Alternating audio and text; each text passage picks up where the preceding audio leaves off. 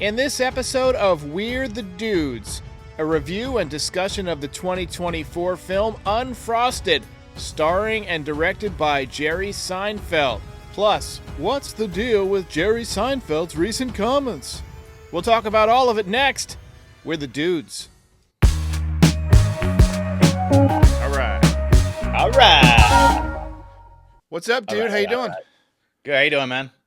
I can't complain, other than maybe about this movie a little bit. But I'm anxious to hear your thoughts on it. So, I don't know if you're a Jerry Seinfeld fan in general, but I'm a big Jerry Seinfeld fan. I loved the show Seinfeld. It's like a top 5 show for me all time. This movie right here, The Comedian, I actually just called it Comedian. Other than the the climax of the movie being Bill Cosby, I think it's like one of the best, funniest documentaries ever. I even liked B-Movie. I think that Comedians in Cars is great, and Jerry Seinfeld, I've seen him in person. He's great, but this movie not his best work so far. What are your thoughts? Yeah, it was interesting. So I would actually kind of posit that you're actually a Larry David fan. No, I like Jerry. I like his podcasts. So like, yeah, if he does like an interview with somebody and he's just being off the cuff, and I love Comedians in Cars, but I feel like he's just a naturally funny guy. But as a writer, I'm not sure that he's the brains of the operation. Yeah, to me, what was kind of funny was he had recent comments. We'll cover that a little more later. But he was just complaining about the common refrain of some of the comedians of nobody thinks things are funny anymore and blah blah blah, they're ruining it. And then you watch this movie and it's like one of the most tame like comedies ever. Like there's nothing controversial about this thing. Yes. Right? It's like, and the jokes are just like, I mean, they're all right. The cast was great. Awesome cast. Like I was like, oh whoa, I know that. I know Amy Schumer's in it, right? So it's like but you got Amy Schumer and you got Melissa McCarthy, and like you make it a tame movie. Yeah. Right? It's funny because like the two names you list off there, they're like my least favorite comedians that were in this movie. I don't like either one of them. I just don't, their humor, I just find it, I don't know. They just seem obnoxious to me. So they are obnoxious. Yeah, there were things. That's part of the hilariousness of their them. Charm, I guess. So there were things about Unfrosted that I enjoyed in the moment. I really liked the kind of spoofy nature of it in the beginning. It kind of reminded me of Ace Ventura or maybe like Naked Gun, which I know you're a fan of. The cameos, like Peter Dinklage, we had John Hamm, we had Hugh Grant was terrific. Yeah. I liked Bill Burr as JFK. I thought that was pretty funny. I thought the Walter Cronkite stuff was funny, his drinking problem and behind the scenes, because that was a real thing. The guy, I forget what the character was named, but he was a mocking Werner von Braun, who was the Nazi, the Nazi that they brought over to help Nazi. Where's he been in the 40s? Yeah, but that joke has already been done. Like in Ted, they were like, oh yeah, ask your grandfather where he was in 1939. So I feel like there was some good stuff, but the right stuff, like how they were doing the NASA training, but like for Pop-Tart tasting, I thought was pretty funny, but it ran out of gas really quickly. Yeah. To me, it leaned way too heavily into nostalgia. Yeah. As I say that, I brought my own. Oh, Pop-Tarts. Nice. I bet it's going to sell a lot of Pop-Tarts, honestly, because I watched it and I was thinking, man, I would love a Pop-Tart. I was like, I got to bring a Pop-Tart and I'm going to eat one live. So while you eat one live, I'll just give you a couple notes that I jotted down. So the movie itself felt like a Pop-Tart. It was completely empty calories. It's kind of like, I almost feel like it was intentional, but that seems like it would be too smart for Jerry Seinfeld to do. It was completely almost nothing that I remember after the thing was over. And your internet keeps going out. We got to get you a hardwired internet in there. I have hardwired. I don't know why my internet would be going out. Weird. Maybe turn off your Wi-Fi. We'll work on it. We'll figure it out. The mascots, I thought the mascots were overdone. The breakfast brands, like the Quaker Oats guy, the Chef Boyardee guy, like they were too big of a part of them. So I thought like it was a great joke in the beginning, but then they like kept it up throughout the whole movie. I was like, oh my God, how much do we need to see of this Quaker Oats guy? Jerry himself, you can tell it's been a long time since he's like acted as the main guy. I thought his acting was horrific. Like, yeah, horrific. Horrific. Like, it's some of the worst I've ever seen. Jim Gaffigan's comedy is funny, but I remember 0 lines that he had during the movie. I wouldn't go as far as say the movie sucks, because I laughed a few times, and movies these days, Jerry's right about that. They're not super funny. Like, there's not a lot of great comedies out there. And I did laugh a few times, but it also felt like a movie that was kind of made for 9-year-olds.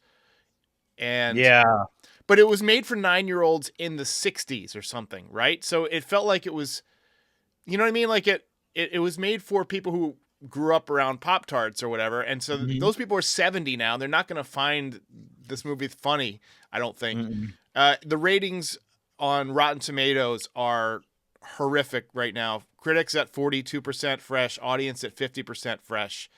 And it's unusual for Jerry Seinfeld to have something that is both critically and, audience like hated, Yeah, so, I mean, I don't know if they hated it. It's just it was mediocre. I mean, just I 50% tells me mediocre. Half liked it, half didn't.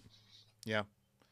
So there were 2 things that bothered me more than anything about this movie. One, all the whiz bang. Like, there were more cuts in this movie than like an Avatar movie or like John Wick. Like, it was constantly, like, it was all over the place. I couldn't like keep up with everything that was happening on screen. So that was one. And there were way too many characters. Like, I get that, like, he wanted the movie to be compact, and that's why it's short. It's like an hour and a half long. But you have too many characters for a movie that's that short, right? There are all these like El Sucre. Like, did we need the whole El Sucre storyline? Yeah, it was funny, but it was like when they take was it? When they took the spoilers, by the way, all throughout this, when they took the what was it, the ventriloquist off into and you hear the gunshot, and then you come back and you see the dummy has actually been shot. Funny. That was pretty funny. I laughed my ass like when I heard the gunshot and they just react like it's like that's pretty good. I thought the Mad Men thing was funny when they had John Hamm and the other guy, the white-haired guy. Yeah. Mad Men, full Mad Men presentation. Yeah, that was good. So. Yeah, I mean, there were like little mini jokes throughout. Some of them landed, some of them didn't. But I mean, that's kind of what happens there. Peter Dinklage as the milk guy. First thing you taste as a human is milk. I thought that was pretty good. Yeah, Peter Dinklage is awesome. I've never seen Peter Dinklage in something that I haven't been like, oh my god. Yeah, we even watched this movie recently called Cyrano. I don't know how to pronounce it. Yeah, the Cyrano de Bergerac story thing. Yeah. Yeah, I thought that was terrific. He's just great in everything. My favorite, though, is when he's the guy who crafts the weapons, the giant in the Avengers movies.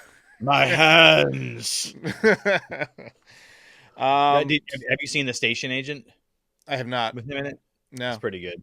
Yeah, it's one of his first ones. I feel like he's one of those guys that eventually I'm going to go through and watch his whole catalog.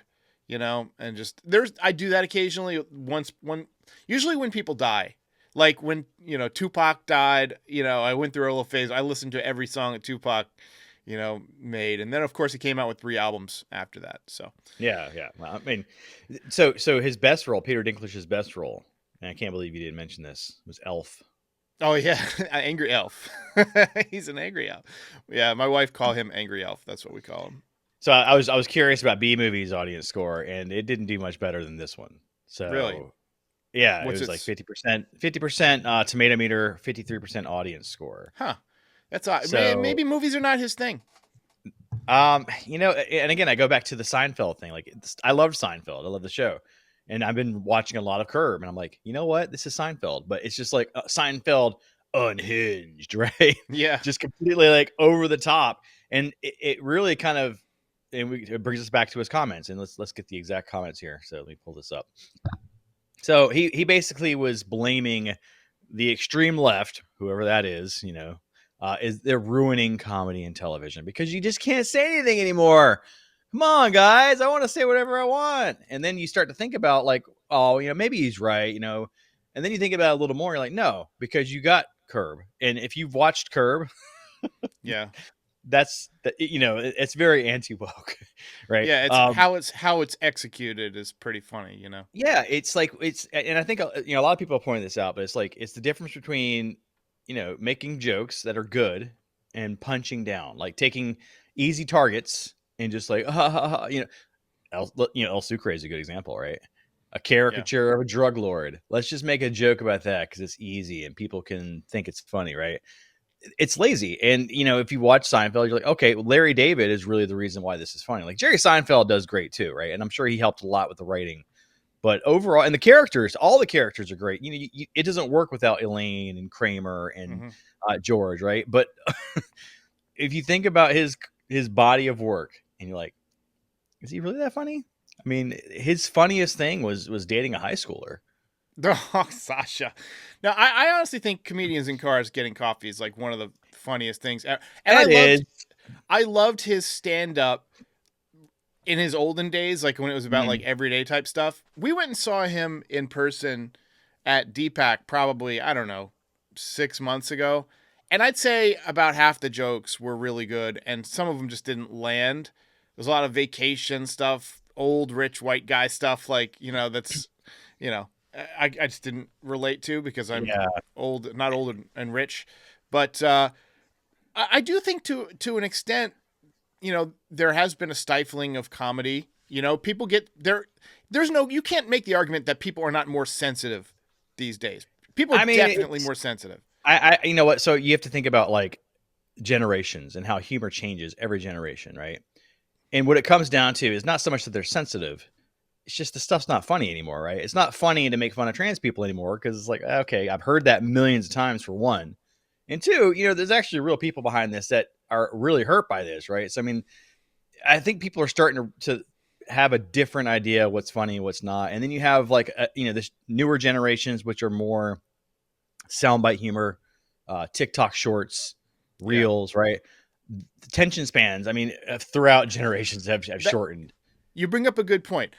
Humor is an involuntary response, right? So what's funny is funny, and it depends on the culture, obviously, and what's funny in the culture at that time. But, people will laugh if something's funny. But I think that the delivery, I think he's more upset that stand-up comedy has kind of not been as popular lately, and that the mediums in which people consume their comedy have changed. Like TikTok is how most people get their comedy now, or like Instagram, reels and stuff like that. Whereas it used to be you would go down to the comedy club and watch somebody tell jokes. And there is a probably certain type of comedian, like the Andrew Dice Clay type of stuff. Like you can't do that anymore, and some of his heroes. I think you can do that still. It's just, you have to realize it's some of his stuff was very, very, like anti-homosexual. It was like he had some really. Well, the reason why you can't do that now is not because people are sensitive. It's because it was never funny. It was never funny. It was like I've seen them, and I'm like, it's like whatever, right? You aren't canceled necessarily because you're making fun of people. You're canceled because you're bad at it. Always Sunny in Philadelphia is another example. Yeah, it's true. Of a show that you like, if you just can't make that show anymore. Well, guess what? They're making it right now, dude. Like seriously, like, they're still doing it, and they are awful. But it is the delivery, like you said, and it's funny. Like Rickety Cricket. I couldn't be done today. No, it's being done right now, dude. Rickety Cricket is being done. What's the Rick and Morty? They do a lot of yeah. So I mean, to a degree, I think there is. You're right that you can go over those lines if you do it right. If you can make insensitive. Like I thought that scene that we just saw where the girl was like Terminator pulling the guy out of the truck. I thought that was hilarious. And I felt like that's where Unfrosted was its strongest, like when it was making like references and Easter eggs and stuff. But the jokes were just juvenile, and I don't know. To me, comedy is involuntary. I'm gonna laugh at what's funny, whether it's insensitive or not. But I don't know. I laugh at a lot of insensitive stuff. And then I hear jokes that are like insensitive but just not funny. Yeah. And I don't sit there and say, "Oh, my stars," oh God, you're offending me. No, you're not funny, dude, seriously. And like, and then you think about some of the comedians that have been canceled, right? They've still got Netflix specials and they're still making money. Like Louis C.K. He sold out Madison Square Garden like 2 months ago. So Louis C.K. and he's problematic for me because I'm not really a fan of the stuff that he was accused of doing. Right? It's that's not cool. Hey, but if jerking off in front of your subordinates is wrong, I don't want to be right. But I'm like, man, I'm really conflicted because he's still really funny. Like if you see some of his newer stuff, like he does some of the shorts and reels now, and like some of his jokes, I'm like, he's still really funny, man. Like it's like he's probably my all-time favorite like comedian stand-up act, I think. But then you look at Dave Chappelle. Dave Chappelle has kind of lost it. Like he's lost the script a little bit, and it's like I don't feel like he's as funny as he was. Chappelle's show was great. Some of his stand-up was great. And then it's just like now it's just like grumpy old man, rich man yelling at people because he can't say what he wants anymore. Well, he's not really telling jokes the same way anymore, right? He starts he used to go up there and tell legitimate jokes, and he would have sort of the standard comedian set where you have a bit, and then you have a transition, and then you have another bit, and then you have another transition, and you have another bit. Now he'll tell one long story, right? And at the end, the story punches down on trans people. That's kind of his the last 3 stand-up things that he's done have been exactly that. And I get it. Not everybody's comfortable with trans people. Hell, like I still like when I walk by somebody and they're obviously dressed as like their non-biological sex, I do a double take because I'm just not used to it, right? After years and years of doing the same jokes of like, punching down, it becomes, oh, maybe this isn't a joke. Maybe this guy just really doesn't like these people. Yeah. And it's like you do a double take, but then I kind of think about the commercial, like the, what is it? The Geico commercials that are great with the old people. Yeah. Like we all see it. Right. And it's like, I mean, yeah, it doesn't affect my personal life outside of, maybe I feel uncomfortable or maybe I don't understand it, but it doesn't matter. I don't care. It's not my life. If they're happy, cool, man, be happy. Right. I mean, and I think that's the gist of it. It's not this wokeness or this like big civil rights movement. It's like, man, it's stupid. It's like, it's old, and get creative. Stop being lazy. Because it's really lazy to make fun of people that everybody makes fun of. Like you think back to high school, who you made fun of, right? Those are the same people getting made fun of now. I was the guy that got made fun of, so I don't. Oh, so was I. But I mean, and look how we ended up. So, I mean, I think that I was surprised by Jerry's comments because, like, he's not typically a guy who's very political. Like, he doesn't wade into political stuff. And I've always thought of him as, like, on the left side of the spectrum, which I think he is. Like, even in Unfrosted. Even the movie. Yeah, they made fun of the January 6th thing, and the QAnon shaman was Hugh Grant and stuff. Grant was great in this, by the way. He was amazing. It was really the only performance worth remembering or worth watching the movie for, honestly. But there's a lot more better performances that he's done that you better spend your time on. Have you seen The Gentleman? No. Where he's like the reporter? Oh, dude, it's on my Vudu. You got to watch it. It's a Guy Ritchie movie. Oh, fantastic. It's also got Matthew McConaughey and it's just terrific cast. You would love it. Do you remember when he got canceled? Hugh Grant? Hugh Grant? Oh, because he hooked up with a prostitute or something. Yeah. In the 90s. Yeah. And he was married to Denise Richards at the time or something. No, Elizabeth Hurley. That's right. Like, I don't know why you ever cheat on her. But it's like, you think about like this cancel culture stuff in the 90s. What if Hugh Grant had done that today? Had slept with the prostitute?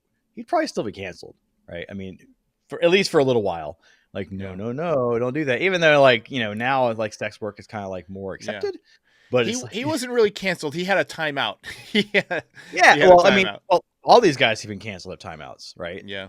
I mean, there's timeouts. It's not cancellation. It's like the one that bothers me is Aziz Ansari, because Aziz didn't do anything wrong. He had a date with a woman, and they hooked up, and then afterwards she said that she had a problem with what went down, but she didn't express it at the time, which Mm-hmm. and he apologized for that, and Yeah. he's still canceled. And I thought his show Master of None was amazing. I loved that show. I don't think he was canceled. I felt like the last season of Master of None kind of dragged, and I feel like it was Really? losing steam. Like the first season or two were good. I liked it a lot. But the last one we didn't even finish. Like, yeah, it's whatever. Like it just got kind of meandering.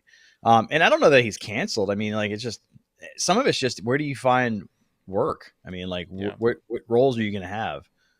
You know, and if you have somebody that's problematic, and there's other people that are as talented or more talented, because Hollywood's huge. Right? If you're more problematic than you're worth, then So while we're here, I want to go give you the confessions of a dangerous mind, because that was my assignment. We got a few minutes left. So, well, there were some things I liked, and again, some kind of like Unfrosted, some things I didn't like. The kid in the beginning that plays the younger version of the character was Michael Cera. Did you realize that? Yeah, that was hilarious. I didn't know he was an actor that young. Palisades Park, I thought one of my favorite. One of my favorite oldies. I thought it was great. It was weird to see Drew Barrymore as kind of like a slutty character because she's got this pristine image. Yeah.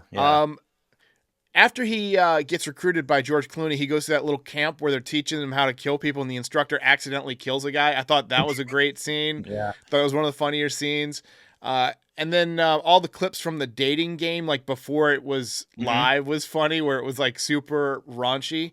My biggest gripe was that it didn't seem to know what type of movie it was. Like it switched back and forth between spoof, biopic, film noir. Like it was kind of all over the place, and it kept throwing me off because there was all these notable shifts. And that might have been like a director's choice, like where he was trying to do something creative, but it kept throwing me off. Just the tone felt like it was changing.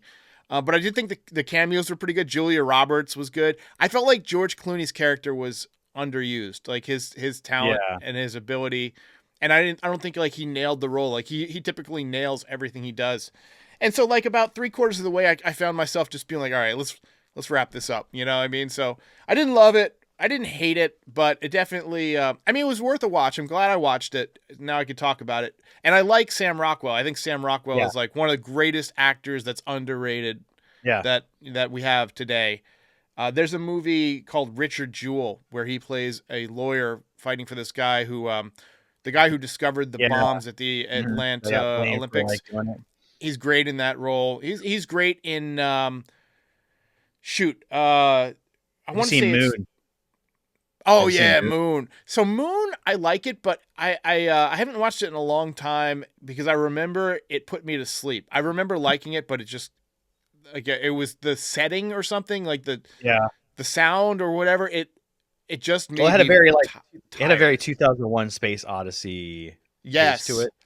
Yeah, and I think that was on purpose. And in Confessions, I think the way you were talking about the different styles, I think that was on purpose because it's supposed to be Chuck Barris's telling of this story, and you even have Chuck Barris, in clips in this movie, right? And it's basically his take on what happened in his life, his autobiographical lie, because he didn't do this stuff. Like, there's no way he did this stuff. So I think because of his telling, it was from his perspective of telling this, and he had to tell it from like this double life thing, right? Like we're happy, gong show all the way to like, murdering Russian. A lot of people. Yeah. So, and by the way, silencers in movies, like we saw him shoot a bunch of people with silencers. Silencers don't work like that. I hate that trope in movies where it's just like a little bloop, because silencers are still pretty loud. You can watch it on YouTube. People have experimented with them and stuff like that. But maybe it was like a staple gun, maybe nail gun or something. All right. Any final thoughts? Oh, like on Sugar. Like, was it No Country for Old Men? Oh yeah, that's nail gun. That's a great movie. We should do an episode on that. I think I feel like we talked about the Coen brothers, but I want to dig in specifically to that movie because it was so unique. Yep. But all right, any final thoughts here before I kick you off? So like Unfrosted. I mean, you're like I liked your comparison of Empty Calories. So yeah, it was fun. I was entertained in places. In another place, I was like, I don't understand why he's upset about not being able to say what he wants to say because He doesn't say what he wants to say. He censors himself. Yeah. He didn't say anything. The movie didn't say anything. Not just saying anything, just nothing. It was completely inoffensive, and like maybe the January 6th crowd might be a little offended, but otherwise, it was like, come on, man. Seriously? If you're offended by people mocking people storming the Capitol, that's a you problem. Yeah, but like just in general, it's like, man, you're not offensive. Like, I don't understand why you even care about this. Yeah. Anyway, whatever. All right, JP. Talk next week. We'll pick a flick this week, and we'll do maybe same time, morning next weekend live. Thanks to everybody who's watching.